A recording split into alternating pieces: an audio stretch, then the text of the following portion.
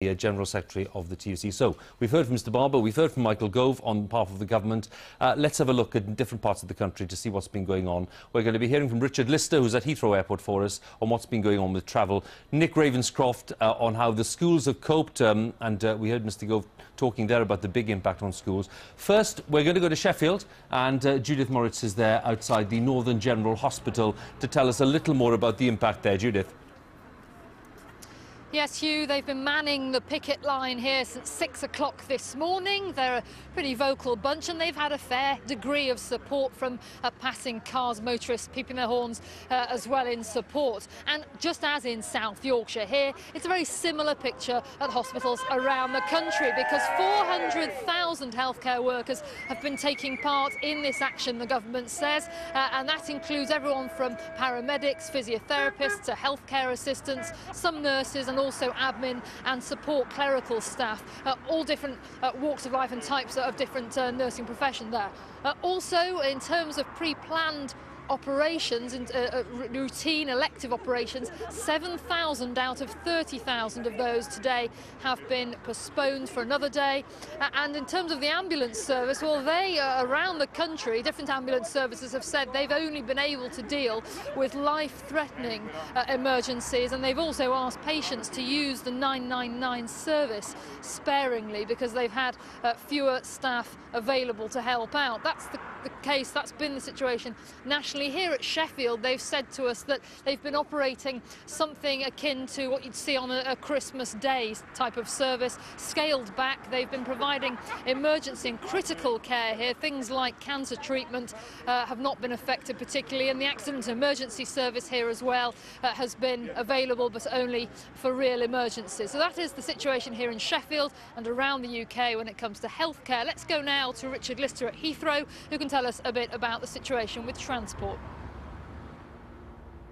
Indeed, and just a few days ago, Heathrow was warning of the prospect of 12-hour delays and gridlock at this airport today, caused by the fact that immigration officers were going out on strike. That simply didn't happen, and in fact the experience of passengers arriving at Heathrow was reflected very much at major airports around the country and at ports and the Eurostar too. That is, that there was really no problems, no delays whatsoever. And we've spoken to Leeds, Liverpool, Manchester, Glasgow, Stansted, Gatwick, and that's really been the same picture. Not a single problem.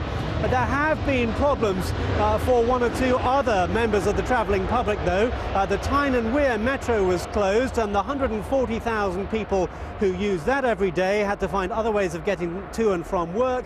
And that led to significant traffic jams in Newcastle and in Gateshead. And in Glasgow, commuters found that the subway, Glasgow's underground system, was also closed today when workers worked off the site there. And that meant obviously problems for commuters, but at the same time the bus and rail services there were running fine. Now, just a little bit about why Heathrow was okay. The situation is this, that we had this warning from Heathrow last week about the possibility of gridlock. The airlines responded in the most part by offering passengers a chance to change their tickets to other days for free, and it seems that something like 20,000 of those passengers decided to do just that. So instead of the 80,000 or so expected passengers, they had far fewer, and actually the Home Office was able to recruit more civil servants to step in and do passport control. That's a snapshot of transport in the UK. For education, we go to Manchester and Nick Ravenscroft.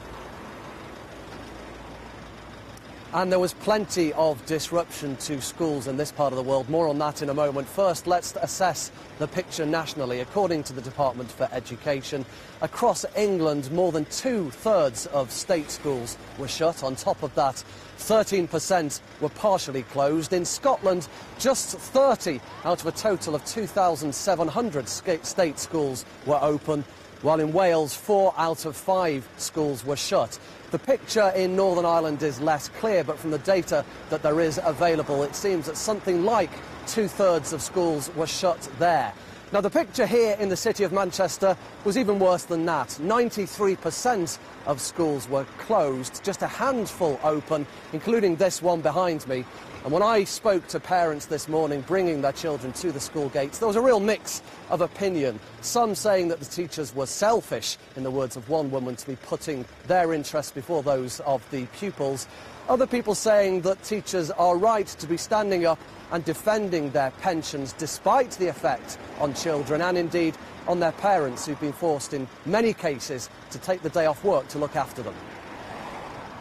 Nick, thank you very much, and of course Richard and Judith too. That's it. Sheffield, Heathrow, Manchester and 3 very big sectors affected today. Thank you all for that update. In central London